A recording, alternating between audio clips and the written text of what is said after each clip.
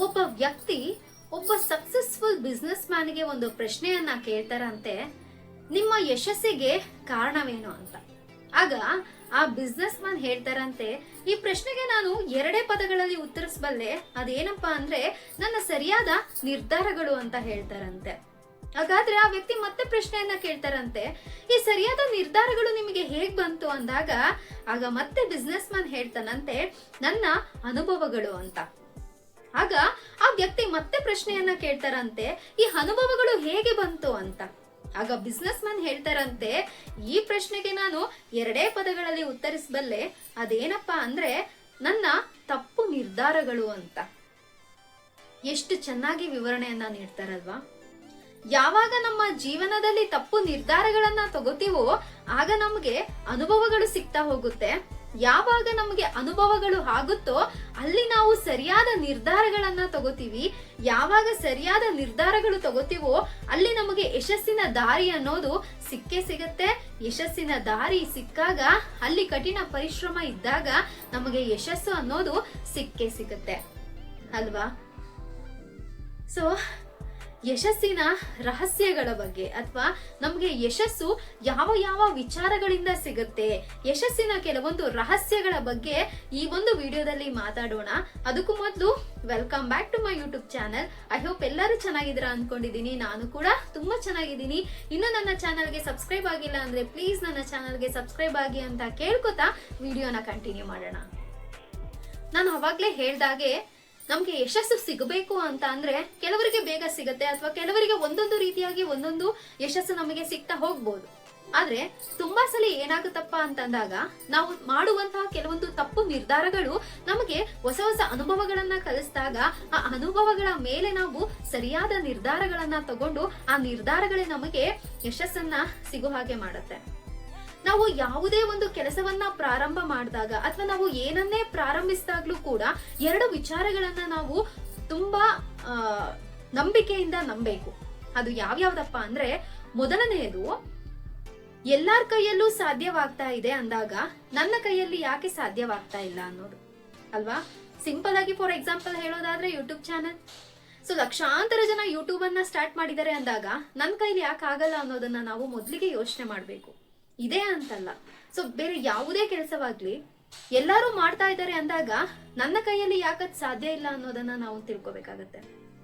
ಎರಡನೆಯದು, ಇನ್ನು ಯಾರು ಯಾವುದನ್ನು ಸಾಧಿಸಿಲ್ಲ ಅಂದಾಗ ಅಥವಾ ಬೇರೆ ಯಾರು ಯಾವುದೇ ಕೆಲಸವನ್ನ ಮಾಡಿಲ್ಲ ಅಂತಂದಾಗ ಆ ಕೆಲಸ ನನ್ನಿಂದನೇ ಯಾಕೆ ಪ್ರಾರಂಭ ಆಗ್ಬಾರ್ದು, ಆ ಕೆಲಸದ ಮೊದಲ ವ್ಯಕ್ತಿ ಯಾಕೆ ನಾನೇ ಆಗಿರ್ಬಾರ್ದು ಅನ್ನೋದನ್ನು ಕೂಡ ಯೋಚನೆ ಮಾಡ್ಬೇಕಾಗತ್ತೆ. ಸೊ ನಾವು ಯಶಸ್ಸನ್ನ ಹುಡುಕ್ಬೇಕು ಅಂತಂದ್ರೆ ಅಥವಾ ಯಶಸ್ಸನ್ನ ಗಳಿಸ್ಬೇಕು ಅಂದ್ರೆ ಯಾವುದೇ ರೀತಿಯ ಅಡ್ಡದಾರಿ ಇಲ್ಲ. ಕಠಿಣ ಪರಿಶ್ರಮ ಒಂದನ್ನ ಮಾತ್ರ ನಾವು ತಲೆಲಿಟ್ಕೋಬೇಕಾಗತ್ತೆ. ಕಠಿಣ ಪರಿಶ್ರಮ ಮತ್ತು ಸರಿಯಾದ ಸಮಯಕ್ಕೆ ಸರಿಯಾಗಿ ನಾವು ತೆಗೆದುಕೊಳ್ಳುವಂತಹ ಆಲೋಚನೆಗಳ ಜೊತೆಗೆ ಸಮಯ ಪ್ರಜ್ಞೆಯಿಂದ ನಾವು ಕೆಲಸವನ್ನ ಮಾಡಿದಾಗ ನಮಗೆ ಯಶಸ್ಸು ಅನ್ನೋದು ಸಿಕ್ಕೇ ಸಿಗತ್ತೆ. ಸೊ ಈ ಯಶಸ್ಸು ಸಿಗಬೇಕು ಅಂತ ಅಂದ್ರೆ ಮೊದಲನೇದಾಗಿ ನಮ್ಮ ಜೀವನ ಬದಲಾಗಬೇಕು. ಜೀವನ ಬದಲಾಗಬೇಕು ಅಂದ್ರೆ ನಾವು ಯಾವುದೇ ಚಟುವಟಿಕೆಗಳನ್ನ ಪ್ರಾರಂಭಿಸಿದಾಗ ಅಥವಾ ನಾವು ಯಾವುದೇ ಕೆಲಸವನ್ನ ಪ್ರಾರಂಭ ಮಾಡಿದಾಗ ನಮ್ಮ ಜೀವನ ಮೊದಲಿನ ರೀತಿ ಇರೋದಿಲ್ಲ. ಆ ಚಟುವಟಿಕೆಗೆ ನಾವು ಹೊಂದ್ಕೋತೀವಿ. ಆ ಚಟುವಟಿಕೆಗೆ ನಾವು ಏನು ಮಾಡಬೇಕು, ಆ ಕೆಲಸದಲ್ಲಿ ನನಗೆ ಯಶಸ್ಸು ಸಿಗಬೇಕು ಅಂದ್ರೆ ಏನು ಮಾಡಬೇಕು ಅಂತ ನಾವು ಮೊದಲಿಗೆ ಯೋಚನೆಯನ್ನ ಮಾಡ್ಬೇಕಾಗತ್ತೆ ಅಲ್ವಾ.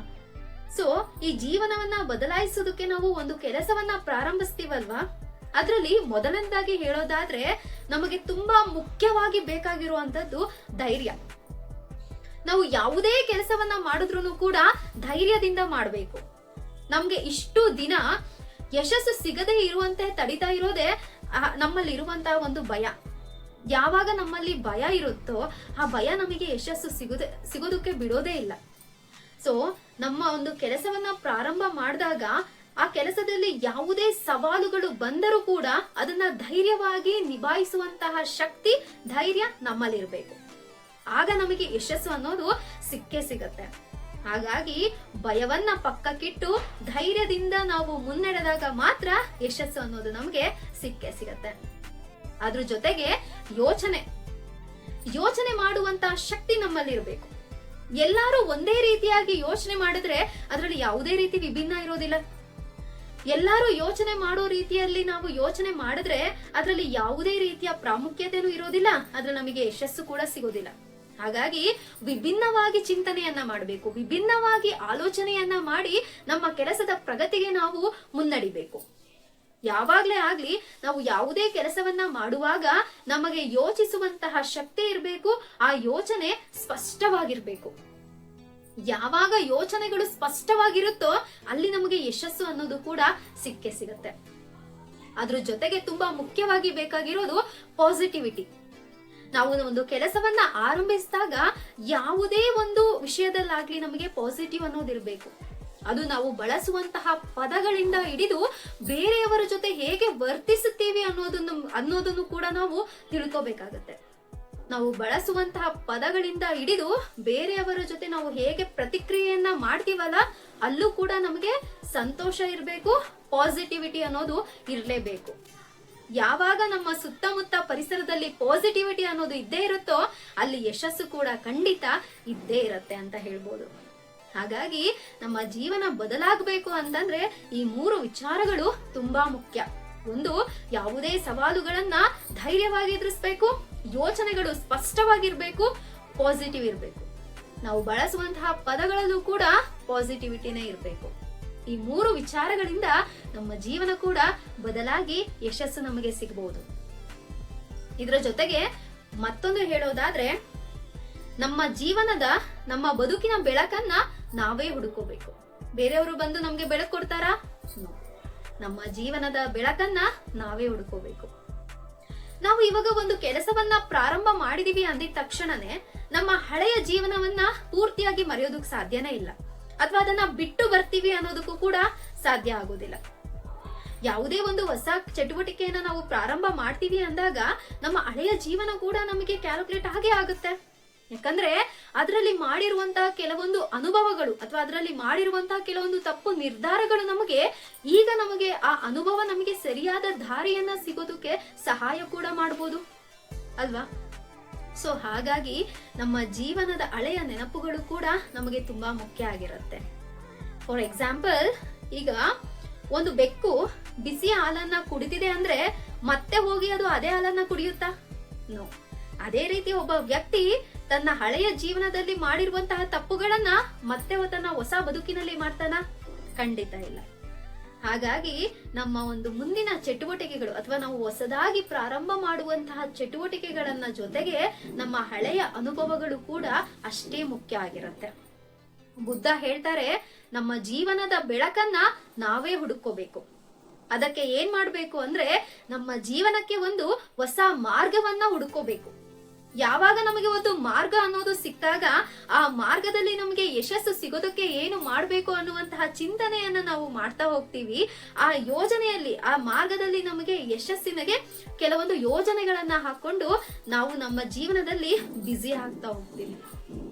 ಹಾಗೆ ಬುದ್ಧ ಮತ್ತೊಂದು ಮಾತನ್ನ ಹೇಳ್ತಾರೆ, ನಾವು ನಮ್ಮ ಜೀವನದ ಬದಲಾವಣೆಗೆ ಹೇಗೆ ಒಂದು ಮಾರ್ಗವನ್ನ ಹುಡುಕೋತೀವೋ ಅದೇ ರೀತಿ ನಮ್ಮ ಜೀವನಕ್ಕೆ ಯಾವುದೇ ರೀತಿಯ ಚೌಕಟ್ಟನ್ನ ಹಾಕೋಬಾರ್ದು ಅಂತ.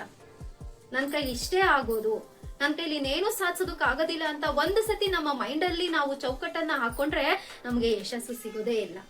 ಹಾಗಾಗಿ ಆ ಚೌಕಟ್ಟನ್ನ ದಾಟಿ ನಾವು ಯೋಚನೆಯನ್ನ ಮಾಡ್ಬೇಕು.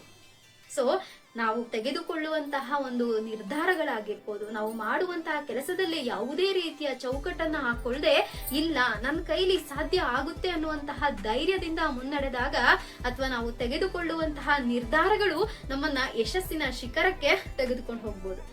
ಹಾಗಾಗಿ ನಮ್ಮ ಬೆಳಕನ್ನ, ನಮ್ಮ ಜೀವನದ ಬೆಳಕನ್ನ ನಾವೇ ಹುಡುಕೋಬೇಕು. ಸ್ವಂತ ನಮ್ಮ ಬದುಕಿನ ಬೆಳಕು ನಮ್ಮ ಕೈಯಲ್ಲಿ ಅಂತ ಬುದ್ಧ ಅವರು ಹೇಳಿದ್ದಾರೆ. ಹಾಗಾಗಿ ಯಶಸ್ಸಿನ ರಹಸ್ಯದಲ್ಲಿ ಬೆಳಕು ಕೂಡ ಅಷ್ಟೇ ಮುಖ್ಯ. ಅದ್ರ ಜೊತೆಗೆ ಹೋರಾಟದಲ್ಲಿ ಗೆಲ್ಲಬೇಕು. ಹೋರಾಟ ಅಂತ ಅಂದ್ರೆ ಬೇರೆಯವ್ರ ಜೊತೆ ಹೋರಾಟ ಅಲ್ಲ, ನಮ್ಮಲ್ಲಿರುವಂತಹ ನಮ್ಮ ಮನಸ್ಸಿನ ಹೋರಾಟವನ್ನ ನಾವೇ ಗೆಲ್ಬೇಕು. ನಮ್ಮಲ್ಲಿ ಇಬ್ಬರು ವ್ಯಕ್ತಿಗಳಿದ್ದಾರೆ.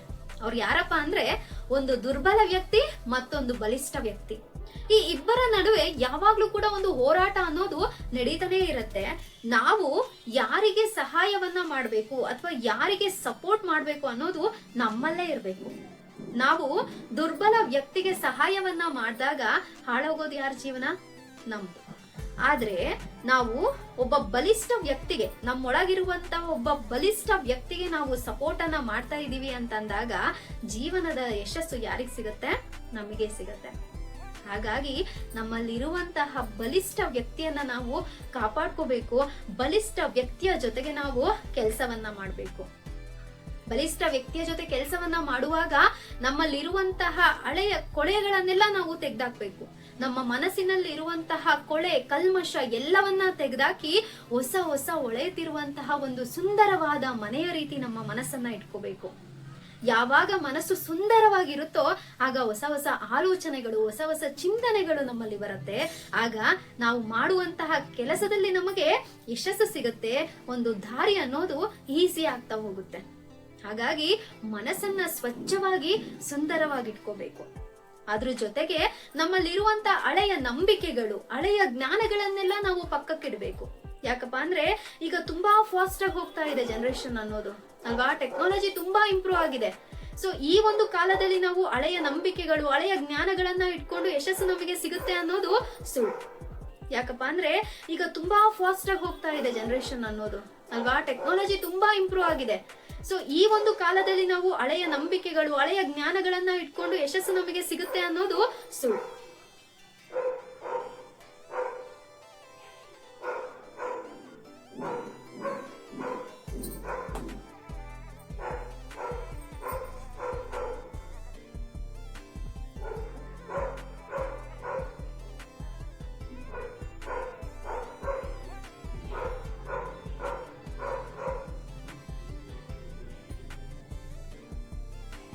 ಹಾಗಾಗಿ ಹಳೆಯ ಜ್ಞಾನವನ್ನ ಪಕ್ಕಕ್ಕಿಟ್ಟು ಹೊಸದನ್ನ ಹುಡುಕ್ಬೇಕು. ಸೊ ನನ್ನ ಒಂದು ಕೆಲಸಕ್ಕೆ ಯಾವುದು ಸೂಕ್ತ, ಯಾವ ಒಂದು ನಿರ್ಧಾರಗಳು ಸೂಕ್ತ, ಯಾವ ಕೌಶಲ್ಯಗಳು ನನ್ನ ಕೆಲಸಕ್ಕೆ ಸೂಕ್ತ ಅನ್ನುವಂತಹ ವಿಚಾರಗಳನ್ನ ತಿಳಿದುಕೊಂಡು, ಹೊಸ ಹೊಸ ಕೌಶಲ್ಯಗಳನ್ನ ತಿಳಿದುಕೊಂಡು ಅದನ್ನ ನಮ್ಮ ಕೆಲಸದಲ್ಲಿ ಅಳವಡಿಸ್ಕೊಂಡಾಗ ಯಶಸ್ಸು ಅನ್ನೋದು ನಮಗೆ ಸಿಕ್ಕೇ ಸಿಗತ್ತೆ. ಬರುವಂತಹ ಸವಾಲುಗಳನ್ನ ಅಥವಾ ಬರುವಂತಹ ಬಿಕ್ಕಟ್ಟುಗಳನ್ನ ನಾವು ಸಮಸ್ಯೆ ಅಂತ ಪರಿಗಣಿಸದೆ ಅದು ಒಂದು ಸವಾಲಾಗಿ ನಾವು ನೋಡಿ ಆ ಸವಾಲಿನಲ್ಲಿ ಗೆಲ್ಲುವಂತಹ ಶಕ್ತಿ ನಮ್ಮಲ್ಲಿರ್ಬೇಕು.